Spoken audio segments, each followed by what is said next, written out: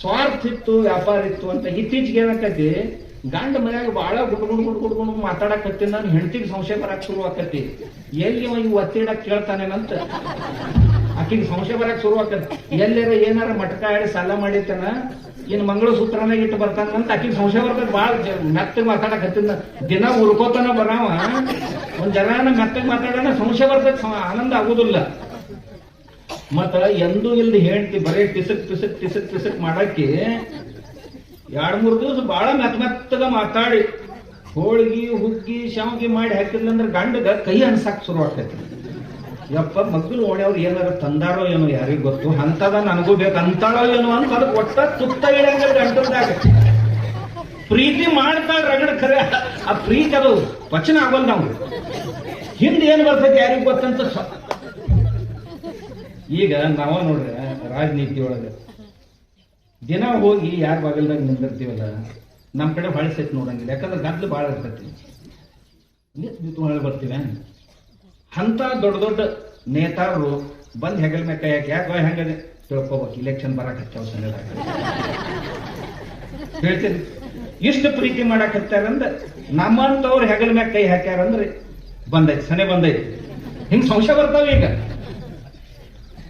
ಇನ್ನ ಕರೆದ್ರು ಬರ್ಲಾರ್ದ ಮನುಷ್ಯ ಮನೆ ಸುತ್ತಮುತ್ತ ಗಿರ್ಕಿ ಹೊಡ್ಯಾಕತ್ತಾನಂದ್ರೆ ಇವ ಏನ ಪತ್ರ ಒಯ್ಯಾಕ ಬಂದ, ನೀವು ಅವ್ರಿಗೆ ಸಂಶಯ ಬರ್ತೈತೆ ಇಲ್ಲ ಅಂತೀರ.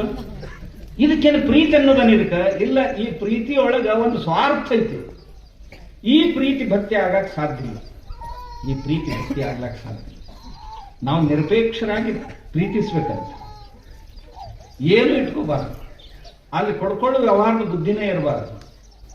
ನೀವು ಕೇಳಿರಲ್ಲ ಹಣಮಪ್ಪನ ಕತಿ.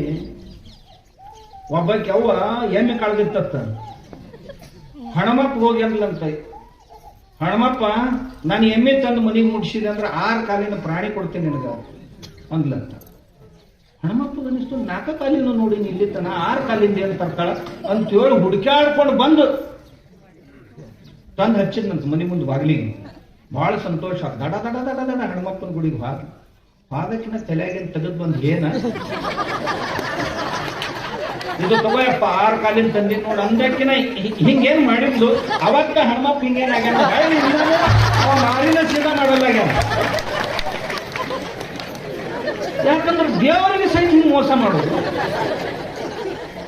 ಅವ ಪಾಪ ರಾತ್ರಿ ಎಲ್ಲ ಹುಡುಕಾಡ್ಕೊಂಡು ಬಂದು ಎಣ್ಣೆ ಬಾಗಿಲಿಗೆ ಹಚ್ಚಾನ, ದೇವರಿಗೆ ಸಹಿತ. ಇದಂತ ಪ್ರೀತಿ. ಹರಕಿ ಹೊರಗರ ವರ್ಷ ಚಲೋ ಚಲೋ ಹರಕಿ ಮುಡ್ಸೋ ಪದ್ಧತಿ ಇದು. ಇನ್ನು ಕೆಲವು ಮಂದಿ ಹರಕ್ 12 ವರ್ಷ ಹೇಳ್ರಿ ನಡೀತೈತ, ಇವನ್ ಕೆಲಸ ಬಗೆಹರ್ತೈತೆ. ಹರಕ್ 12 ವರ್ಷ ನಡೀತೈತೆ ಹೇಳ್ರಿ. ಅಂಗಟ್ಟಿಗೆ ಇವ ದಾಟಿ ಹೋಗಿರ್ತಾನ. ಅವು ಮುಂದೆ ಮತ್ತೆ ಮಕ್ಕಳು ಮರಿ ಮಕ್ಳು ಇರ್ತಾವು. ನಮ್ಮ ಮತ್ತೆ ಹಿಂಗ್ ಅಂದಿದ್ರಿ ಅಂತಿರ್ತಾವು. ಅನ್ನೋಣ ಮತ್ತೆ ಯಾರೋ ಒಬ್ರು ಇವ್ರು ಹೇಳ್ತಾರ ಜ್ಯೋತಿಷ್ಗಳು, ನಿಮ್ಮಪ್ಪ ಹರಕಿ ಹೊತ್ಕೊಂಡಿದ್ದ ಬಿಟ್ಟು ಹೋಗ್ಯಾನ, ಅದ ಕಾಡಕತ್ತೈತಿ ಹೋಗ್ರಿ. ಕಾಡಿದ್ರ ಹೋಗಾವ ದೇವ್ರಿಗೆ ಇರ್ಲಿಕ್ಕಂದ್ರೆ ನಾವು ನೀನು ಮಾರಿನೇ ನೋಡುದಿಲ್ಲ ಸಣ್ಣ. ಅದಕ್ಕೆ ಕಬೀರ್ ಒಂದು ಮಾತು ಹೇಳ್ತಾನೆ, ದುಃಖ ಮೇ ಸುಮಿರನ್ ಸಬ್ ಕರೆ ಸುಖ ಮೇ ಕರೆ ನ ಕೋಯ್, ಜೋ ಸುಖ ಮೇ ಸುಮಿರನ್ ಕರೆ ದುಃಖ ಖಾಯೇ ಕೋ ಹೋಯ್. ದುಃಖ ಮೇ ಸುಮಿರನ್ ಸಬ್ ಕರೆ, ದುಃಖ ಆಯ್ತು ಅಂತಂದ್ರೆ ಎಲ್ಲರೂ ದೇವರನ್ನ ಸ್ಮರಿಸ್ತಾರಂತ. ಅದೇನ್ ಬಹಳ ದೊಡ್ಡ ಮಾತಲ್ಲ. ಜೋ ಸುಖ ಮೇ ಸುಮಿರನ್ ಕರೆ ದುಃಖ ಕಾಯೇ ಕೋ ಹೋಯ್.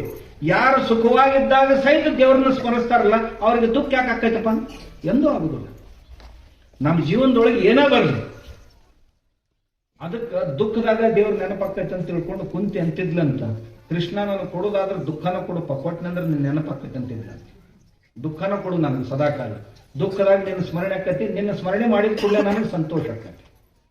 ಅದಕ್ಕೆ ನನಗೇನು ಭಾಳ ಸುಖ ಬೇಡ, ನಿನ್ನ ನೆನಪಾಗಂಗೆ ಇಟ್ಟು ಬಿಡು ಸಾಕಂತೈತಿ. ಅಲ್ರಿ, ಯಾವ ದೇವ್ರು ನಮಗೆ ಉಣ್ಣಾಕ್ ತಿನ್ನಾಕ್ ಕೊಟ್ಟಾನ, ಗಾಳಿ ಕೊಟ್ಟಾನ, ನೀರು ಕೊಟ್ಟಾನ, ಮಣ್ಣು ಕೊಟ್ಟಾನ, ಎಲ್ಲ ಕೊಟ್ಟಾನ. ಅವನ್ನಿಷ್ಟು ನೆನಪು ಮಾಡ್ಕೊಂಡ್ರೆ ಏನು ಕೆಟ್ಟಕ್ಕೈತಾನ? ಯಾವ ದೇವರು ಇಷ್ಟೆಲ್ಲ ಬಂಧು ಬಾಂಧವರನ್ನ ಕೊಟ್ಟ, ಪಶು ಪಕ್ಷಿಗಳನ್ನ ಕೊಟ್ಟ, ನಮ್ಮ ಸಲುವಾಗಿ ಹಣ್ಣು ಹಂಪಲುಗಳನ್ನು ಕೊಟ್ಟ. ಆ ದೇವ್ರನ್ನ ಒಂದು ಕ್ಷಣ ಸ್ಮರಣೆ ಮಾಡಿದ್ರೆ ಏನು ಕೆಡುದೈತೆ ನಮಗೆ ಹೇಳಿ. ಉಪ್ಪು ಉಂಡವ್ರು ನಮ್ಮ ಉಪ್ಪಿನ ತನ ನೆನೆಬೇಕು ಅಂತ ಗಾದೆ ಮಾತು ನಮ್ಮಲ್ಲಿ.